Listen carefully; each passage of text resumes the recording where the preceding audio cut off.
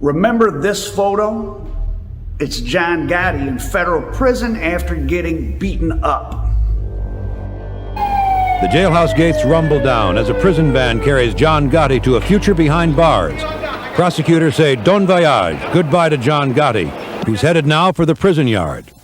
The Teflon is gone, the Don is covered with Velcro, and every charge in the indictment stuck. The guy who did it was named Walter Johnson, and he was in his early 30s at the time he jumped on Gotti. He was a bank robber out of Philadelphia and was serving a 10-year sentence there in Marion Federal Prison with the Dapper Don. He was not a part of the DC Blacks, as some internet gossip says, because he was from Philadelphia. The Dapper Don was taken by surprise, aka sucker punched, and wasn't able to fight back, even if he could have, with the much younger Walter Johnson. But he didn't tell the guards what happened. He didn't debrief. He just said he fell or whatever nonsense excuse you say in jail when you've been in a fight. Now, why did Johnson hit Gotti? Ended up, seems like a run-of-the-mill prison argument, and of course, beating up America's most famous gangster at the time was probably quite an ego boost for an inmate like Johnson, who was buried in Marion.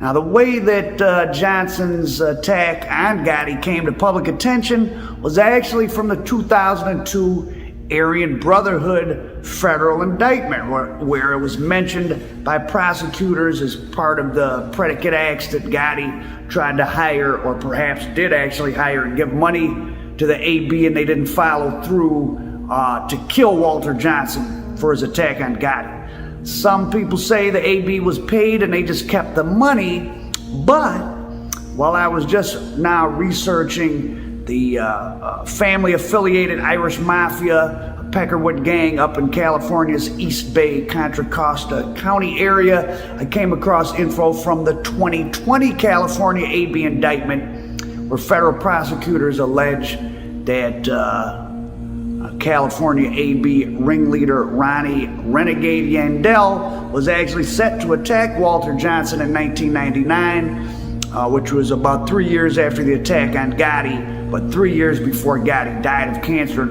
2002 at age 61. So maybe they were going to follow through. But Barry Mills, aka the Baron, probably the most powerful shot caller in the federal AB, told Ronnie Yandel to abort his mission at the last minute because he found out Yandel was set to parole from federal prison around that time, and the Baron thought he'd be more useful to the AB in the free world. But Yandel ended up getting convicted of a double murder in the East Bay about 2 years after his release, and he's been in California prison since the early 2000s, and he's facing another set of life terms now for ordering murders and selling meth and H from his California prison cell over the last 10 years. Renegade Yandel was transferred to New Folsom Prison in Sacramento.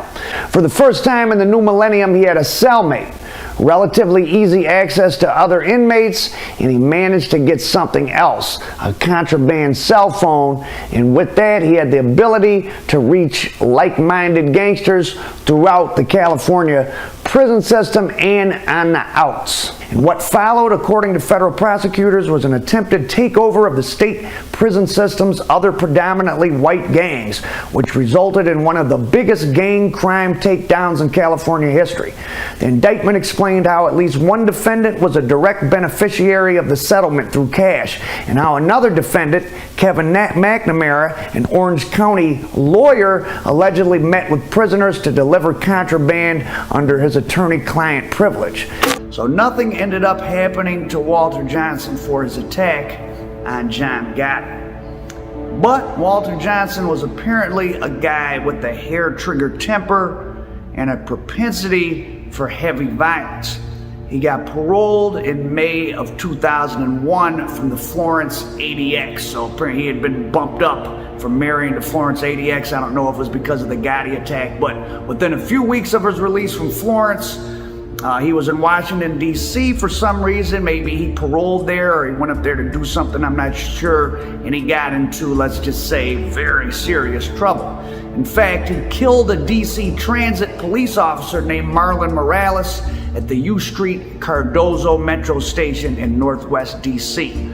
Johnson had apparently snuck into the D.C. subway, and someone called the transit police about it, just thinking he was a run-of-the-mill fare beater.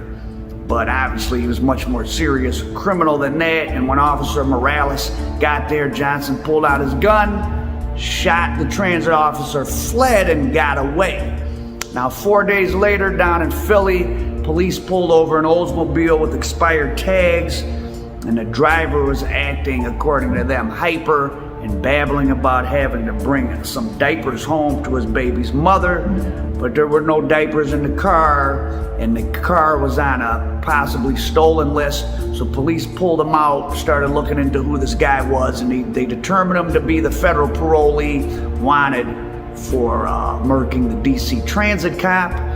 So while he was being held in the D.C. jail, one of America's most violent city jails, Walter Johnson actually got stabbed 40 times in the recreation area, and he was hospitalized in very serious condition for several days.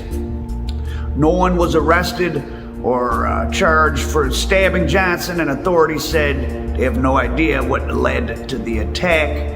Being the D.C. jail, though, you can bet your last dollar that neither the Italian Mafia nor the Aryan Brotherhood had anything to do with Walter Johnson getting stabbed. Saying that he killed a cop, though, I would bet that some D.C. inmate was sicked on him by the jail staff in exchange for a few jailhouse favors. Perhaps some Little Debbies or some extra time on the rec yard got Walter Johnson stabbed 40 times. Seems the most likely reason to me. Some of Johnson's stabbed wounds were deep, his lungs were punctured, and his blood was short of oxygen, so he almost died, but he did survive, and he eventually made it to trial for the crime against the D.C. transit cop.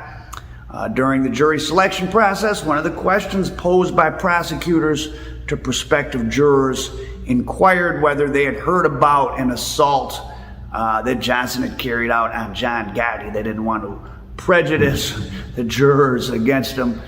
In 2004, it was a couple-year process of the trial. He was found guilty of murdering the D.C. transit officer. And then more recently, in 2011, his appeal in that case was denied.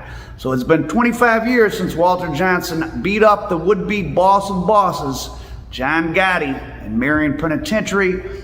Today, Johnson is back in the Florence ADX, and he's serving life no parole for his crimes. On the secretly recorded audio tapes played at the trial, Gotti himself boasted that he was the boss of the Gambino crime family. Gotti himself bragged that he ordered several murders. The jury decided to take him at his word. It all started right here, a blood-soaked street on the east side where former Gambino Godfather Paul Castellano was gunned down on Gotti's order in a brazen storm of gunfire in December of 1985. John Gotti might have been the biggest predator on the streets, but maximum security prison is another world where people like Walter Johnson rule through violence. And that is today's Scared Straight story for all you wannabe John Gottis out there. American Dope.